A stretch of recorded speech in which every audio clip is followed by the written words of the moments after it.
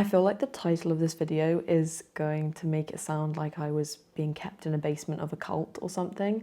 I want to make it clear that is not the case. This has been basically almost entirely a solely positive part of my life and part of my childhood, but I feel like it does sound scary. Neurolinguistic programming does sound like I was experimented on. People who are wondering what the hell is neurolinguistic programming is basically just a model of thinking that was developed in the 70s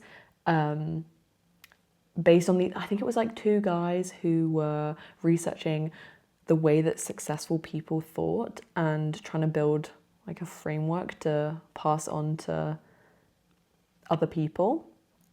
And lots of the ideas of NLP have now been like co-opted by psychology and mental health and are kind of well-established principles.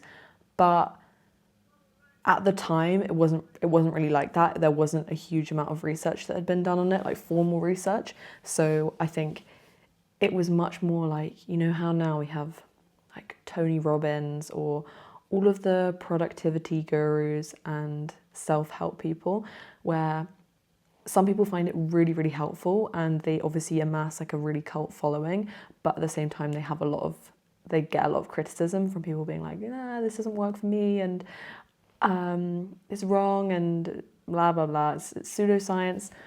This was basically the equivalent of that. And in the 70s, it kind of came under a lot of fire for being pseudoscience. I have my own strong opinions on things that get just categorized as pseudoscience and ignored, because I don't think there's ever such a clear boundary between a proper science and a pseudoscience. I don't think the boundary is like you can distinguish clearly between the two. For one, I see so much proper science which is built on like the shoddiest foundations. I have to read a lot of scientific papers for my job, and sometimes I read it and I think, what the hell is this? How the hell has this been published? How have they got this through a peer review? So there's plenty of proper science that should not be given that name.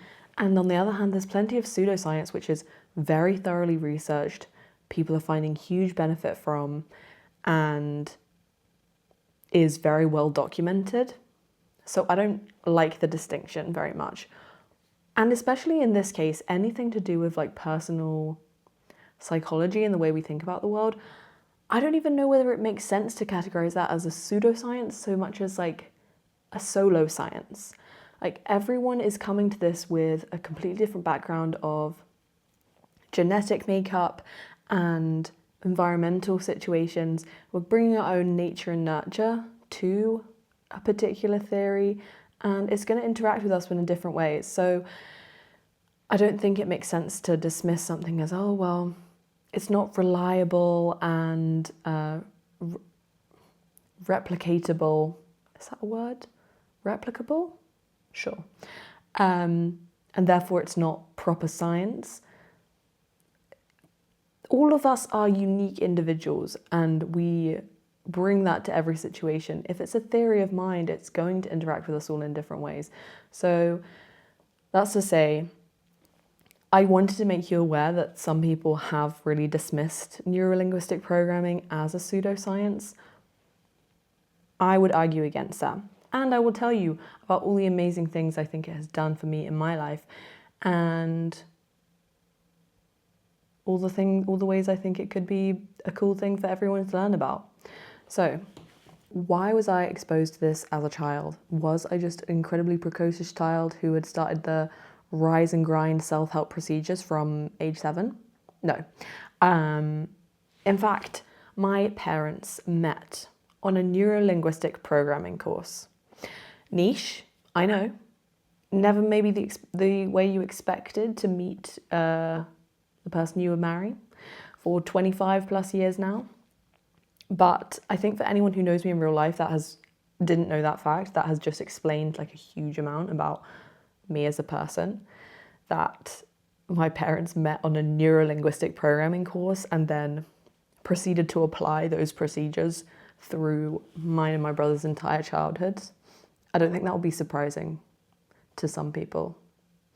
So to explain what neurolinguistic programming is, I'm first going to get you to do a mini exercise which my mum made me and my brother do. I don't even know how many times, probably only a handful, but it really stuck with me. And I then used to go to school and make my friends do it because I thought it was so cool. So you're going to go to future me, do the little exercise and come back. It is going to involve standing up. I'm sorry about that. Maybe just this once. Okay. This feels very silly. Right. Stand up, feet on the ground, face forward. Keep your feet exactly where they are, but you're going to move the top half of your body, okay? You're going to turn the top half of your body as far as you possibly can to one side or the other. I'm going to go this way, but do what you like. And you're basically going to pick out the furthest thing you can see out of the corner of your eye. So like, how far round can you get, basically? Okay, I'm going to do it now. So feet where they are, keep your feet facing forward. Then just turn the top half of your body. Okay, the furthest thing I can see. I can just see the candle on the little table. Okay. Come back, face forward. Shut your eyes and imagine that you are made of rubber. You're made of elastic. You're like Elastigirl from The Incredibles. And when you twist, the top half of your body can just turn round and round and round, like full 360, 720, like you just keep going. Your body can turn, you're like rubber. Really feel it in your body that you are basically made of elastic. You're made of rubber, and just see it in your head. You turning and turning round like some kind of slightly evil, I don't know, possessed thing. But you have the superpower that you're just made of rubber and you can spin so far. Okay. Really feel it. Right. Open your eyes. Now, do exactly the same thing again. Turn. You can literally see so much further. I can see to the other side of my little table now. Every single time I do this, I'm actually like truly bamboozled by it. I don't understand how it works. Obviously, skeptics will say, am I just more stretched out now? But I just don't think that's true. Because that was so much further. That was like a meter further I could see. Anyway. Thanks for standing up with me in my living room. I hope you enjoyed. So the point of the exercise and the point of NLP in general is to kind of show you the power that your mind has over your body and your reality. Like the stories and the narrative and the language you use within your own head, the images you are able to conjure, like the power you have to actually shape your own direct experiences in the real world. And this was a cool example when I was little, because it felt like, oh my God, I can literally give myself minor superpowers. That was mind-blowing. Like to realize as a child that you have this serious control over your own experience in the world was mind-blowing to me. And I remember that shaping my thoughts from a really early age, just being so aware that the way I talk to myself and the things that I imagined that would go on to impact my experience in the physical world.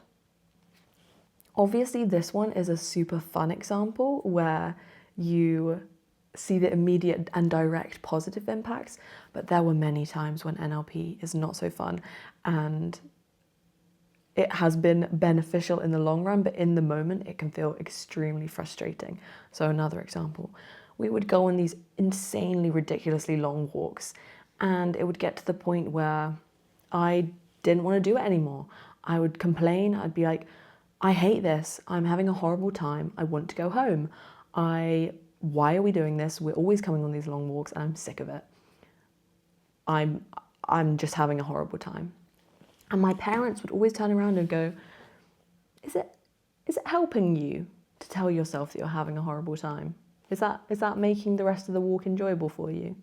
Because either way, you've got to finish the walk, like we've got to get back to the car. So do you want to continue telling yourself that you're having a horrible time and that you hate it and that you want to be somewhere else? What would happen if you start telling yourself, I'm having an amazing time.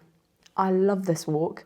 I'm enjoying I'm enjoying the birds singing. I'm enjoying the crunchy gravel. What would happen if you started telling yourself all the things you love about this walk? Do you think that would make the next, however many miles more enjoyable? This was the most annoying response. I cannot tell you how much this used to aggravate me in the moment, because there's no way to argue against that, because you know it's true. But in the moment, you don't want to accept it. In the moment, all you can feel is your own frustration and your own annoyance, and you are simultaneously then becoming aware that all of those things are not very logical and not very helpful. So having to grapple with your own emotions, I do remember that feeling so frustrating and annoying as a child. And I think even to an adult now, that is a really difficult thing to come to terms with. And I still sometimes find it difficult. But I do think that 25 years of that has really become ingrained in my own brain and become a much simpler process now that I've adopted it. So if I was on a walk and my feet were hurting, or if I ever had a stomach ache, and I would come to them and be like, oh, my feet hurt, my head hurts, my stomach hurts.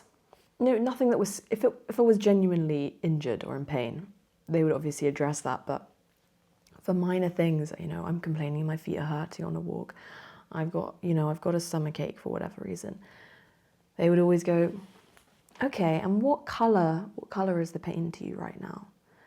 You'd say, oh, I don't know, it's red and a triangle or a star.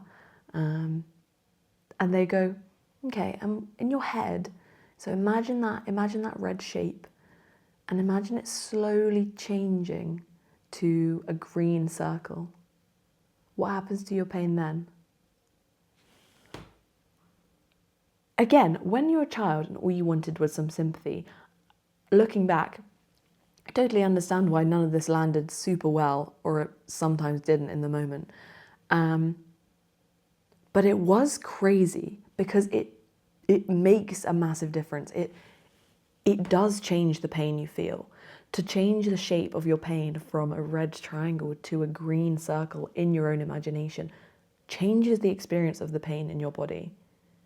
I know it sounds crazy, but next time you ever find yourself something's annoying you, or you find yourself just with minor, you're walking and your feet hurt, or something small but annoying, imagine the pain, imagine the shape of the pain in your head. Really see it, try to see it in your mind, just with the other exercise. And slowly change the colour of the pain, change the shape of it. Your direct experience of that will change.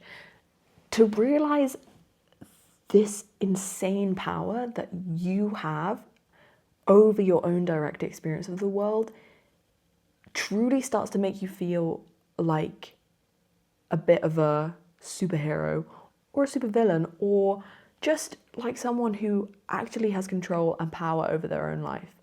But sometimes you don't necessarily want that power or responsibility. And that is one of the negatives that I was going to talk about. And all of these messages have really absorbed into the way that I talk to myself. I heard lots of these responses so often when I was a child that I guess they just kind of slowly made their way into my own inner monologue. I would think about complaining, I would hear what my parents were going to respond if I said it out loud, and I made adjustments accordingly. And that internal parental voice has now been adopted by my own inner monologue and doesn't go away. And it's crazy because I start to hear it and notice it in the people around me. I notice the way that they speak to themselves when they have a problem, when something comes up. And I think I've become like my parents. I think, is that a helpful way to talk to yourself? I'm not sure with that kind of voice you are going to actually, achieve what you say. People will talk to themselves and say, oh, everything's just awful. Like, I'm never going to be able to do this. I, I can't achieve what I definitely will never achieve what I want, or I'm going to fail at this. And I've always thought, what a dangerous way to start speaking to yourself. Like, I've seen the power that telling myself something is going to happen, telling myself that things are going to be a certain way, and I've seen them change for that direction. I would never tell myself in my head, I'm going to fail. It's all doomed. What a scary, because I know that my mind has the power to make that happen. I've seen my brain change my painful feet into a green circle and feel fine about it. So if I start to imagine that everything is truly, truly doomed and that I am going to fail at this task, and I imagine that, yeah, I think I probably will. And it's scary. I do try to like slowly slip some of these things in with my friends. But I am aware that in the moment, sometimes you are venting frustration and you don't always want to hear this. I have experienced that myself. I complained many times as a child, like, don't do your coaching on me. Don't do your neurolinguistic programming on me. I'm happy in my discomfort. I'm fine in my pain. And I want to be in that right now.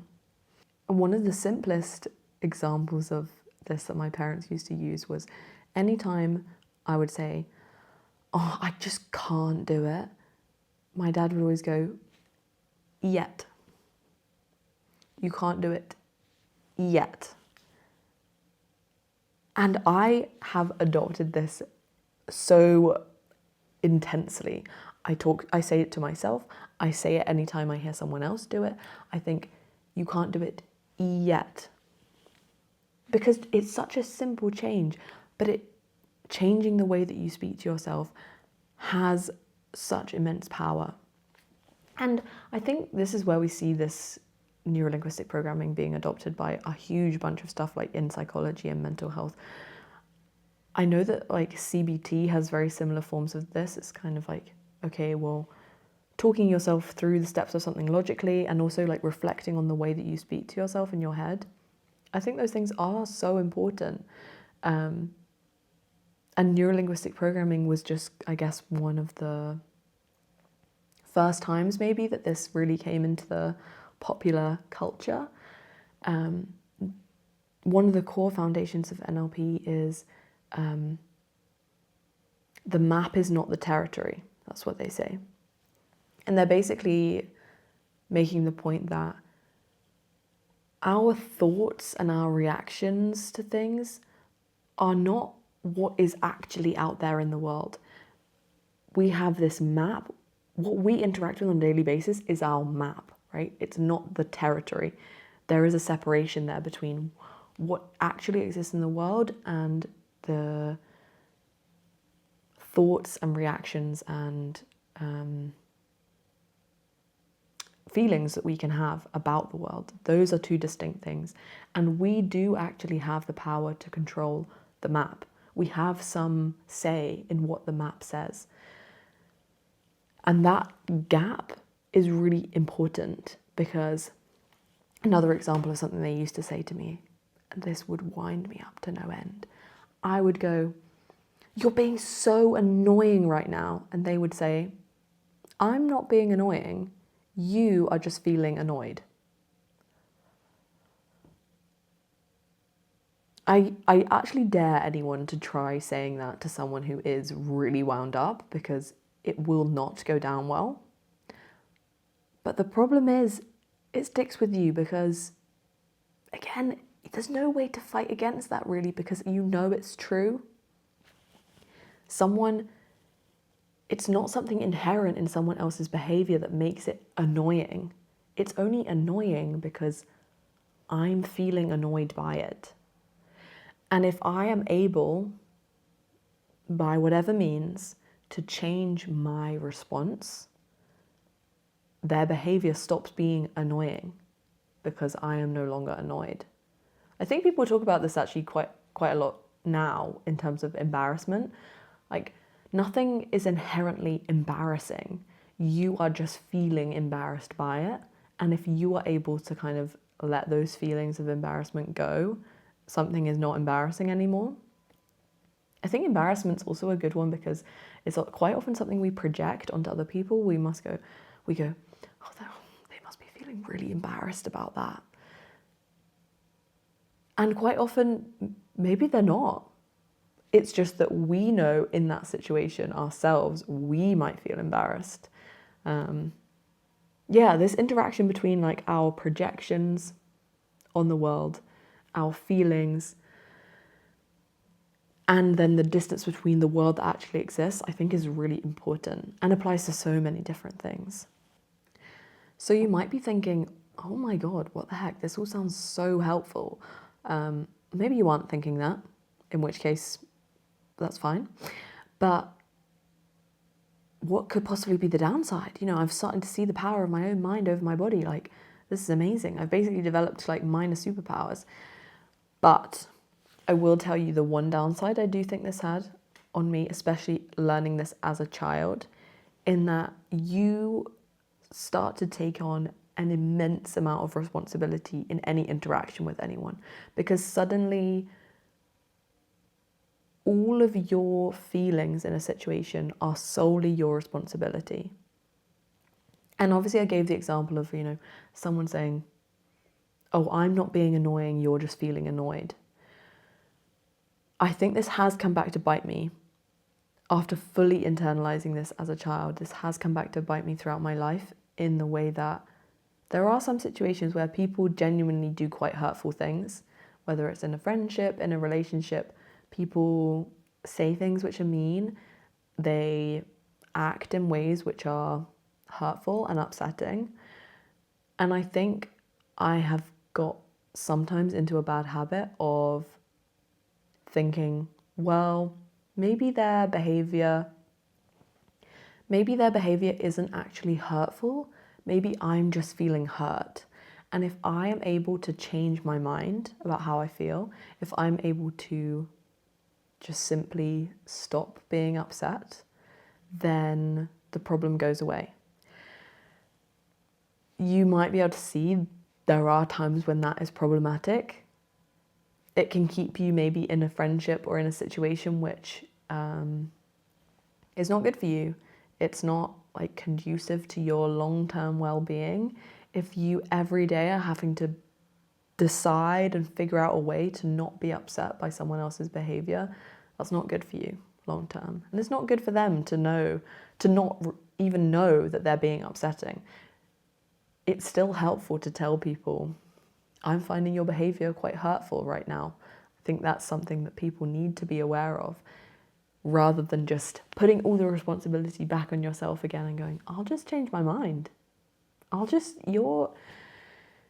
You've just called me an idiot, but maybe I'm only annoyed by that because of something going on in my own head. If I just change how I feel, maybe you haven't actually been hurtful at all. I also think that having this insight into the way that we talk to ourselves has such an impact. You do start to see it in people's behavior. You think, oh my gosh, well, of course they're acting like that because I've heard the way they talk to other people and I've heard the way they talk to themselves. It's not surprising that they're walking around being mean and horrible. Like, think of what's happening in their own head. They never believe they'll be successful. They think they'll fail at everything. They think they're constantly being annoyed and upset and hurt by other people. Yeah, I'm not surprised that they're lashing out at me or lashing out at others. Doesn't sound like a very pleasant place to be. Once you really absorb some of these messages about how powerful your own language and your own thoughts are, you start to see it everywhere, for good and for bad. I asked my family, like, what is one thing that they really feel has been powerful from this.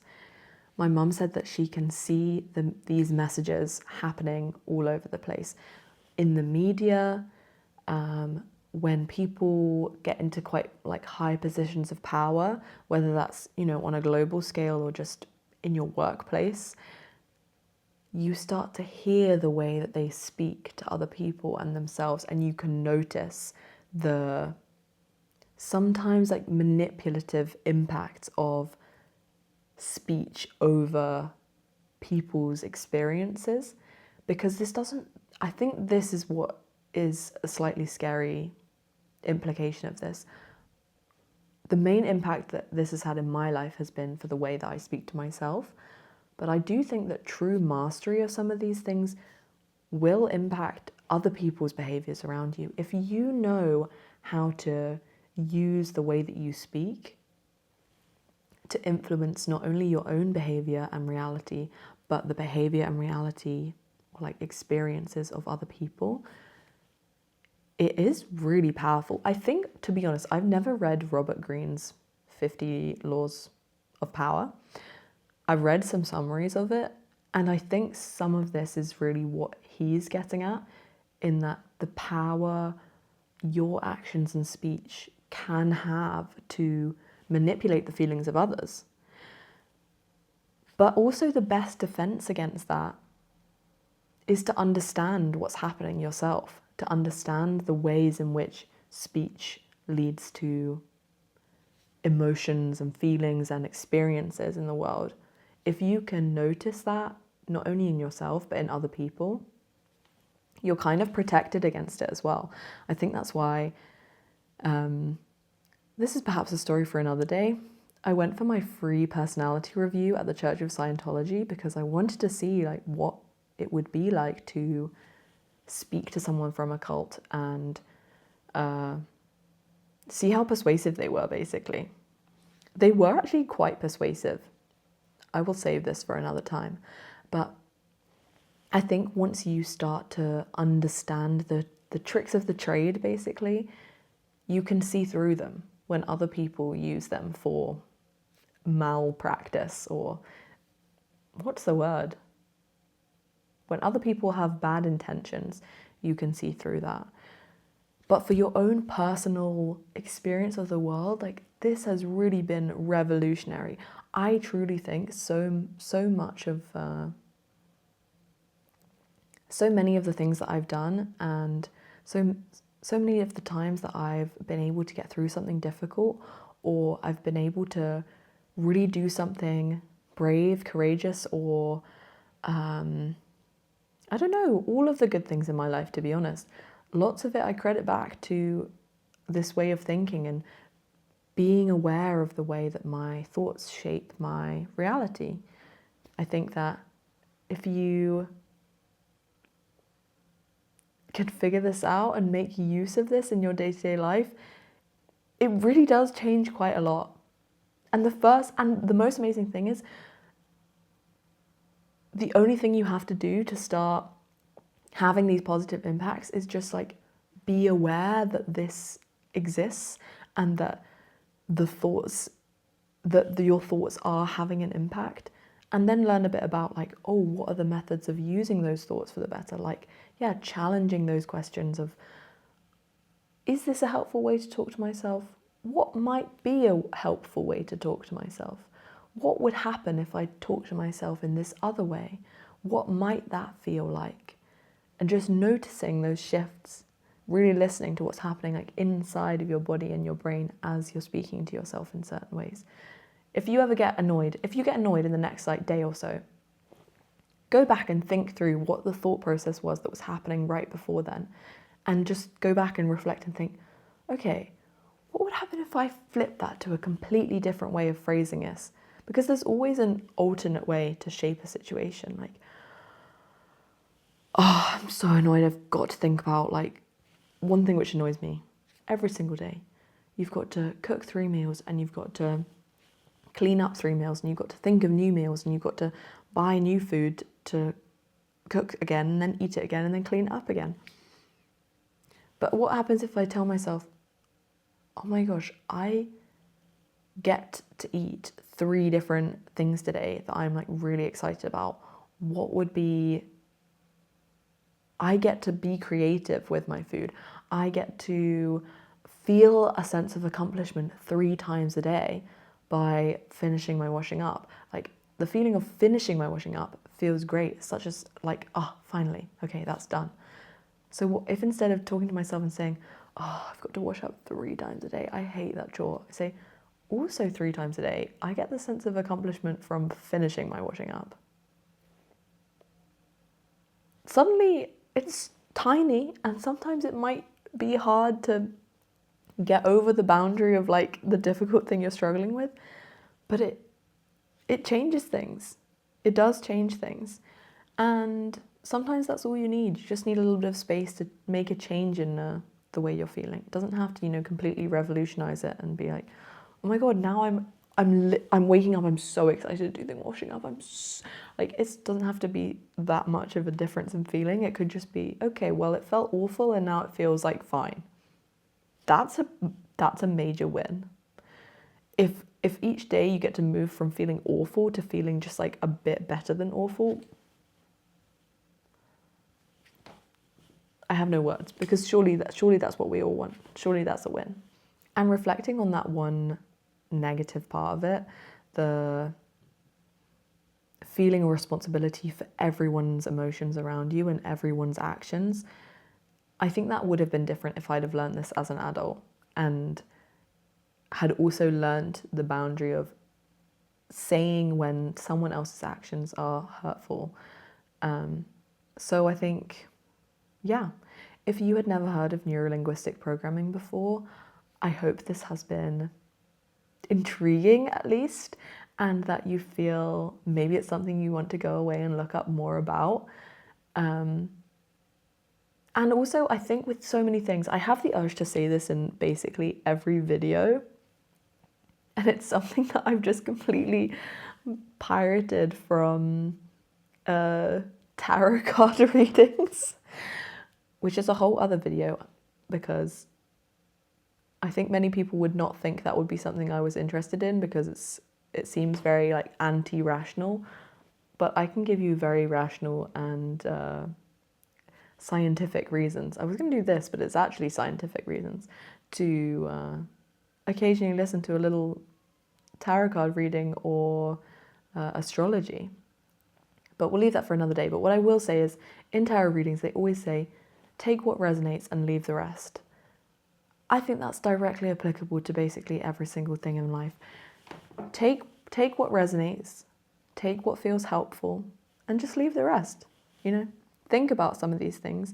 Think about, challenging your own inner monologue sometimes.